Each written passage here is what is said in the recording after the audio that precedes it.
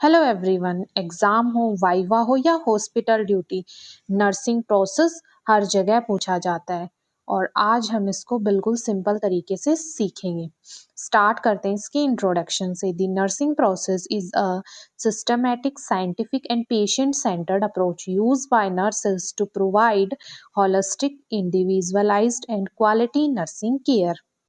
It means nursing process एक proper step by step scientific method है जिसे nurse patient को अच्छी, इंडिविजुअल और कंप्लीट केयर देती है। It is a problem solving method that help nurses identify patient problem, plan interventions, implement care and evaluate outcome. तो ये एक प्रॉब्लम सॉल्व करने का तरीका है जिसे नर्स पेशेंट की प्रॉब्लम पहचानती है, केयर प्लान बनाती है, ट्रीटमेंट और केयर देती है, देखती है कि पेशेंट बेटर हुआ है या नहीं। नर्सिंग प्रोसेस के 5 स्टेप होते हैं, शॉर्ट में बोलते हैं ADPI, ADPIE। तो फर्स्ट है assessment, nursing diagnosis, planning, implementation, evaluation. First हम देखेंगे इसमें असेसमेंट। असेसमेंट का मतलब भी होता है डाटा कलेक्शन भी होता है इसका मतलब। तो assessment is a systematic collection, verification and analysis of data about a patients health status. Assessment का मतलब है कि पेशेंट की हेल्थ से जुड़ी सारी इंफॉर्मेशन कलेक्ट और एनालाइज करना। टाइप्स ऑफ असेसमेंट, 4 टाइप की असेसमेंट होती है। फर्स्ट है initial assessment, performed at first contact to establish baseline data. जब पेशेंट फर्स्ट टाइम आता है तो उसकी बेसिक इंफॉर्मेशन ली जाती है। Force focused assessment, problem specific assessment, किसी स्पेसिफिक प्रॉब्लम पर चेक करना। Ongoing assessment, continuous monitoring of patient condition, patient को रेगुलर मॉनिटर करना, कॉन्टिन्यूस मॉनिटर करना। Emergency assessment, rapid assessment in a life threatening situation, emergency condition में जल्दी assess करना या असेसमेंट करना। नेक्स्ट हम देखते हैं मेथड्स ऑफ डाटा कलेक्शन। इसमें फर्स्ट आता है ऑब्जर्वेशन, मीन्स पेशेंट को ध्यान से देखना। Interview patient, family, care giver या फिजिकल एग्जामिनेशन। तो इंटरव्यू में आएगा कि पेशेंट या फैमिली से क्वेश्चन पूछे जाते हैं। फिजिकल एग्जामिनेशन उसकी पूरी बॉडी का चेकअप करना। रिव्यू ऑफ मेडिकल रिकॉर्ड्स, पुरानी जो रिपोर्ट्स हैं उनको रिव्यू करना, देखना। डायग्नोस्टिक टेस्ट, उसके टेस्ट देखना। लैब टेस्ट, एक्सरे, ईसीजी का इन सब में यूज होता है, वो सब देखे जाते हैं। टाइप्स ऑफ डाटा, 2 टाइप के डाटा होते हैं, सब्जेक्टिव डाटा और ऑब्जेक्टिव डाटा। सब्जेक्टिव डाटा होता है what the patient reports, pain, nausea, dizziness, मतलब जो पेशेंट खुद बताता है कि मुझे दर्द हो रहा है, डिजीनेस हो रहा है, ये। Objective data, what the nurse observe to measure vital sign, lab test, जो नर्स मेजर करती है या डॉक्टर देखता है, जैसे उसको बीपी हाई है या लो है, फीवर, उसकी पेशेंट की रिपोर्ट्स। नेक्स्ट हम देखते हैं कंपोनेंट्स ऑफ असेसमेंट। फर्स्ट आता है हेल्थ हिस्ट्री, पुरानी मेडिकल हिस्ट्री लेना पेशेंट की। फिजिकल एग्जामिनेशन, पूरी बॉडी का चेकअप करना। Psycho social assessment, mental and social condition देखना पेशेंट की। फंक्शनल असेसमेंट, डेली एक्टिविटीज कर पा रहा है या नहीं कर पा रहा, ये चेक करना। Spiritual and cultural assessment, patient के ब्रीफ चेक करना। नेक्स्ट हम देखते हैं nursing diagnosis. A nursing diagnosis is a clinical judgment about individual, family or community response to actual or potential health problem. Nurse patient की condition देखकर nursing problem identify करती है, ये होता है नर्सिंग डायग्नोसिस। तो इसके टाइप्स होते हैं, types of nursing diagnosis. First होता है actual diagnosis, problem is present, example acute pain. तो प्रॉब्लम ऑलरेडी है पेशेंट को, तो क्या है, उसको दर्द हो रहा है हल्का हल्का। Risk diagnosis, potential problem, example risk of infection. Future में प्रॉब्लम हो सकती है, वो क्या हो गया, रिस्क हो गया, ठीक है। Health promotion diagnosis, readiness to improve health, example readiness for enhance nutrition. Health को इम्प्रूव करने की रेडीनेस, आगे जो हेल्थ है उसको और इम्प्रूव करना है आगे के लिए, फ्यूचर के लिए। Syndrome diagnosis, cluster of related diagnosis, example post trauma syndrome. Multiple related problems का ग्रुप होता है ये, कि को मल्टीपल प्रॉब्लम है पेशेंट को। नेक्स्ट हम देखते हैं format for of nursing diagnosis. इस फॉर्मेट से हम एक नर्सिंग डायग्नोसिस तैयार कर सकते हैं। जैसे प्रॉब्लम क्या है पेशेंट की, तो प्रॉब्लम क्या हो गया इसका, एक्यूट पेन, उसको दर्द हो रहा है। ईटियोलॉजी, किस कारण की वजह से, तो related to tissue injury, tissues के अंदर इंजरी है उसकी वजह से एक्यूट पेन हो रहा है। साइन एंड सिम्टम्स, फिर क्या आएगा, एज एविडेंस बाय, हमें कैसे पता चला, verbal report of pain and facial grimacing, उसका फेस देखने से उसको दर्द या डल एक्सप्रेशन है और वो बता रहा है कि मेरे दर्द हो रहा है। तो इस फॉर्मेट से बनता है अपना एक पूरा नर्सिंग डायग्नोसिस, और उसका शॉर्ट है PES। P is a problem, E is aetiology, मतलब कोज, और S is a sign symptoms. ठीक है। लास्ट है classification symptoms. Nursing diagnosis are standardised by the NANDA international, मतलब नर्सिंग डायग्नोसिस का स्टैंडर्ड सिस्टम जो वर्ल्ड वाइड फॉलो करता है वो नंदा के थ्रू करते हैं। नेक्स्ट अपनाता है प्लानिंग। अब अपनी सबसे पहले अपन ने पेशेंट को असेस कर लिया, उसके बाद उसका एक नर्सिंग डायग्नोसिस रेडी कर लिया। अब नर्सिंग डायग्नोसिस तो हो गया, अब प्लानिंग करेंगे कि पेशेंट को क्या ट्रीटमेंट देना है। तो इसमें आएगा, planning is the process of sitting goal, determining expected outcome and selecting appropriate nursing intervention to solve patient problem। इस स्टेम ने नर्स गोल सेट करती है कि और केयर प्लान बनाती है। ठीक है, तो स्टेप्स इन प्लानिंग, कौन कौन से स्टेप्स होते हैं। फर्स्ट आता है प्रायोरिटाइज नर्सिंग डायग्नोसिस, प्रॉब्लम को प्रायोरिटी देना, क्या प्रॉब्लम उसको पहले priority they the. Set goals and expected outcome, set करने हैं goals. Select nursing intervention, nursing actions decide करने हैं। Develop a nursing care plan, nursing care plan है वो लिखना है एक, ये लास्ट स्टेप होता है। तो प्रायोरिटी सीटिंग मेथड होते हैं, सेटिंग मेथड होते हैं, इसमें आते हैं मार्सलो हिरेसी ऑफ नीड्स, की बेसिक नीड्स पहले देखी जाती है। ABC प्रिंसिपल, एयरवे, ब्रीथिंग और सर्कुलेशन, ये फॉलो करना होता है।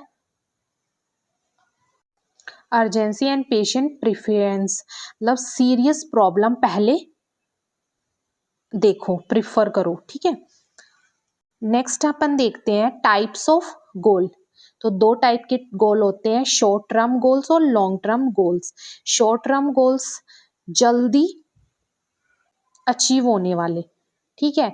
लॉन्ग टर्म गोल टाइम लगाने वाले, मतलब जल्दी अचीव वाले कुछ दिन में, कुछ घंटों में अचीव हो जाए, और लॉन्ग टर्म कुछ हफ्ते, कुछ महीने बीत जाए। ठीक है, फिर हम देखते हैं कैरेक्टरिस्टिक्स ऑफ गोल्स। स्मार्ट इसकी शॉर्ट फॉर्म है। फर्स्ट आता है स्पेसिफिक, मतलब क्लियर गोल रखो। मीजरेबल, मीजर हो सके वही देखो। अचीवेबल, जिसे पॉसिबल हो तुम अचीव कर सको। रियलिस्टिक, प्रैक्टिकल रहो हमेशा। टाइम बाउंड, टाइम फिक्स हो। ठीक है, ये चीजें फॉलो की जाती है। Types of nursing intervention, first आता है independent, nurse initiated positioning, teaching, ये सब नर्स कर सकती है खुद। Dependent, physician order, medication, IV, medication कैसे देनी है पेशेंट को, IV कैसे लगानी है, ये डॉक्टर ऑर्डर करता है, वो नर्स फॉलो करती है। कोलैबोरेटिव, मल्टी डिसिप्लिनरी इंटरवेंशन, मतलब टीम के साथ मिलके करती है, जैसे फिजियोथेरेपी, डाइटिशियन का काम, सब टीम वर्क होता है। ठीक है, नेक्स्ट हम देखते हैं इम्प्लीमेंटेशन। हमने प्लानिंग कर ली कि पेशेंट को क्या क्या देना है, कैसे देना है, वो सारी प्लानिंग हो गई। प्लानिंग करने के बाद अब वो पेशेंट पे अप्लाई करनी है, तो उसको बोलते हैं इम्प्लीमेंटेशन। तो चलो देखते हैं इसकी definition. Implementation is a action phase in which planned nursing intervention are carried out. जो प्लान बनाया उसको एक्चुअल में परफॉर्म करना, इसका मतलब हो गया। इसमें स्टेप्स इन इम्प्लीमेंटेशन होती है, रीअसेस द पेशेंट, पेशेंट को दोबारा असेस करना है, perform nursing intervention, nursing care देनी है, डॉक्यूमेंट ऑल नर्सिंग केयर, जो हमने दिया है उसको लिखना है, डॉक्यूमेंट करना है, provide patient and family education, patient और फैमिली को सिखाना भी है, जो हम सिखा सकते हैं, जैसे पेशेंट को एक्सरसाइज देनी है, करवानी है, वो सब हमने पेशेंट को भी सिखाना और उसकी फैमिली को भी सिखाना। नेक्स्ट आता है टाइप्स ऑफ इंटरवेंशन। इंटरवेंशन को ही हम इम्प्लीमेंटेशन भी बोलते हैं, ठीक है। तो फर्स्ट आता है इसमें therapeutic intervention, means treatment related हो गया ये।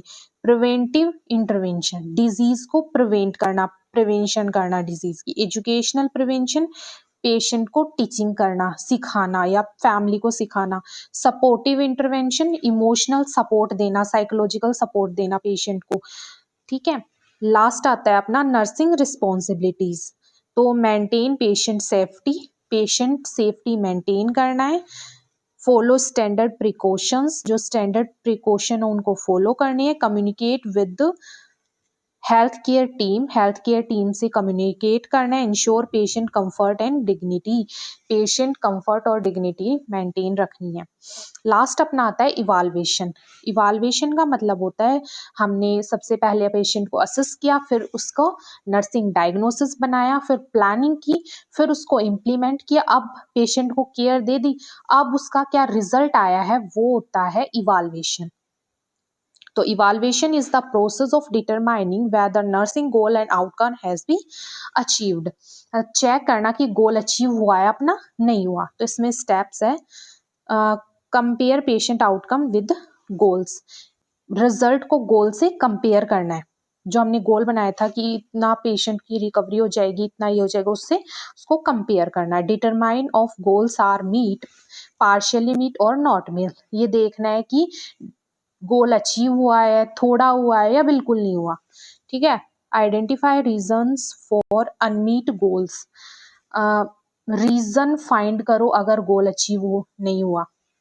Modified the nursing care plan if necessary, care plan modify करो। नेक्स्ट आता है टाइप्स ऑफ इवाल्वेशन। तो ongoing evaluation, continuous assessment, regular checking करनी है पेशेंट की। Terminal evaluation at discharge and end of care, discharge के टाइम फाइनल चेक करना है। कैरेक्टरिस्टिक्स देखते हैं नर्सिंग प्रोसेस के। तो फर्स्ट आता है systematic and organise, step by step होती है ये, ठीक है। साइक्लिक एंड कॉन्टिन्यूस, रिपीट होता रहता है इसमें, ठीक है। डायनामिक एंड फ्लेक्सिबल, सिचुएशन के अकॉर्डिंग इसको हम चेंज कर सकते हैं। पेशेंट सेंटर्ड होती है, फोकस पेशेंट पर, हमेशा फोकस पेशेंट पे ही होता है। प्रॉब्लम सॉल्विंग अप्रोच, प्रॉब्लम को सॉल्व करना ही नर्सिंग प्रोसेस है। नेक्स्ट हम देखते हैं एडवांटेज ऑफ नर्सिंग प्रोसेस। अब तुम सोचते होंगे भाई ये नर्सिंग प्रोसेस क्यों बनाई गई है, ऐसे भी तो पेशेंट को ट्रीट कर सकते थे। नहीं, इसके कुछ एडवांटेज भी है, वो क्या है देखते हैं। Improve quality of nursing care, better nursing care दे सकते हैं इससे हम। Enhance communication among health care team, team communicate improve होता है इससे। Promote critical thinking and clinical judgement, critical thinking develop होती है। Provide legal documentation, legal record हमेशा इसका मिलता है हमें। Increase patient satisfaction, patient satisfaction बढ़ती है इससे। नेक्स्ट देखते हैं एग्जाम्पल ऑफ नर्सिंग प्रोसेस। मैंने तुम्हारे लिए एक एग्जाम्पल रेडी किया है नर्सिंग प्रोसेस का। तो इसके अंदर है कि पेशेंट प्रॉब्लम है हमारे पास, क्या है, फीवर। तो असेसमेंट किया तो उसको क्या था, टेम्परेचर था 102 डिग्री सेल्सियस, वीकनेस और चिल्स है। इससे हम क्या बना सकते हैं, नर्सिंग डायग्नोसिस बना सकते हो पेशेंट को असेस करने के बाद। तो क्या हो गया, अब फीवर की जगह हम नर्सिंग डायग्नोसिस में लिख देंगे हाइपरथर्मिया। किससे रिलेटेड है, अब फीवर है तो इन्फेक्शन होगा, ठीक है, related to infection as evidence by क्या होगा, वीकनेस, चिल्स और या फिर वाइटल साइन से हमने पता किया। ठीक है। प्लानिंग, अब इसके जो फीवर आ रखी है, ये हमारा गोल है कि reduce body temperature within 24 hours के अंदर उसका जो फीवर है उसको कम करना है। ये हमने प्लान कर लिया। Implementation, tepid sponging, antipyretic, increase fluid intake. हमने उस पेशेंट को ये सब एंटीपायरेटिक और उसका फ्लूइड भी इंक्रीज कर दिया। इवाल्वेशन, रिजल्ट क्या निकला, temperature reduce and normal range में आ गया, ठीक है।